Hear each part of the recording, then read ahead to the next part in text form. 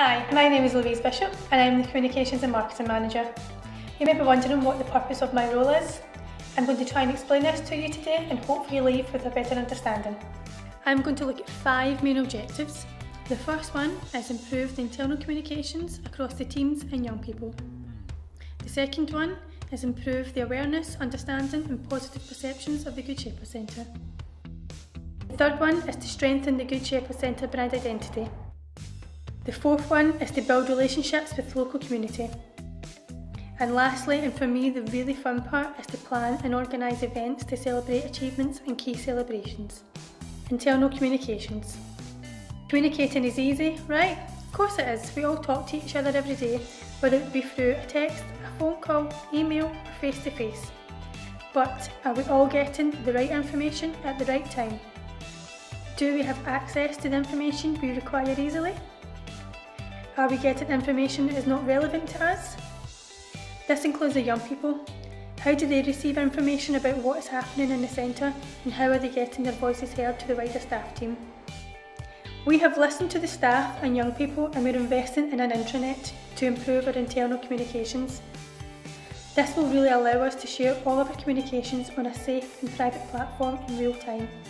All staff and young people will have easy access to information relevant to them. It will encourage knowledge sharing between teams, staff, young people and the SMT. I am also really keen for it to improve us all sharing our good news stories with each other, achievements and celebrations of the staff and young people, including internal promotions. Until the intranet is up and running, the young people do not have any way to share their news themselves. It's up to you to share any key achievements of the young people. You are their voice. All these stories can be shared internally to all staff and young people, but also, where possible, I can share them externally to stakeholders, supporters, families, carers and the general public, which will really help to achieve my second objective. Improve awareness, understanding and positive perceptions of the Good Shepherd Centre. So I'm going to break this one down a little. Step 1, our website. This is the first place people will go to when they want to know about us. I am happy to say that we launched a new website in April 2021. This website reflects our new brand identity. It is informative and it's kept up to date. We don't use jargon, we speak in a language that everyone will understand. It's user-friendly and easy to navigate. We use videos and pictures to show the campus and explain our services. There are also testimonials from people that have experience of living or working within the centre. Step 2. External communication strategy, which conveys and promotes our values.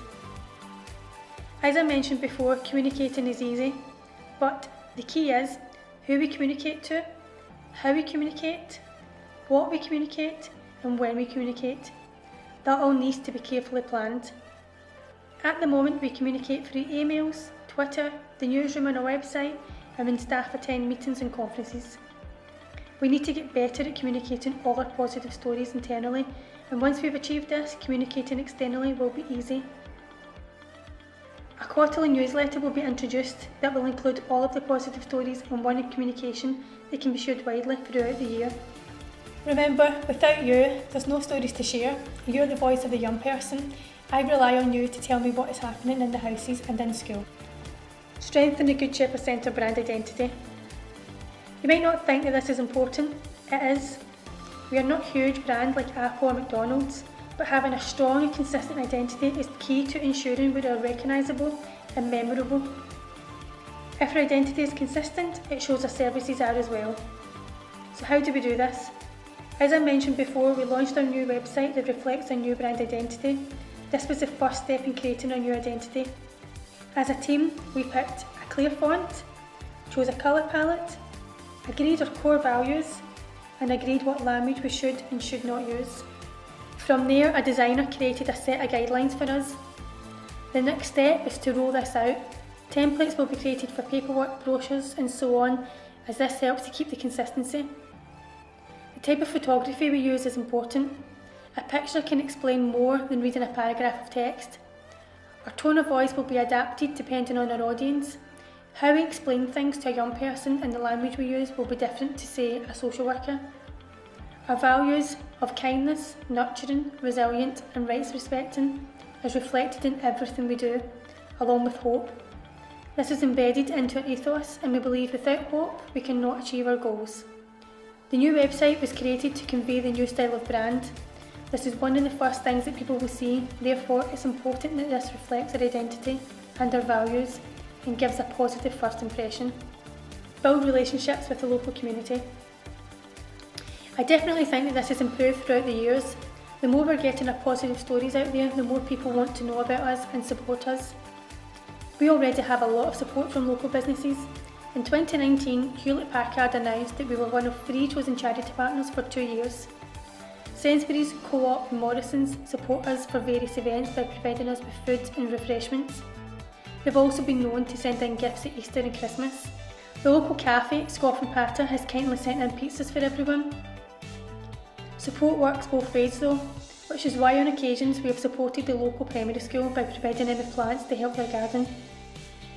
In addition to this, it would be great if we could get involved in more local events, get the staff and young people, where possible, out working alongside the community. Events Committee. Like I said, this is the fun part. Every year we have various events, whether it's a careers day, music festival or sports day. These events are either a celebration or just because we want to get everyone together and have fun.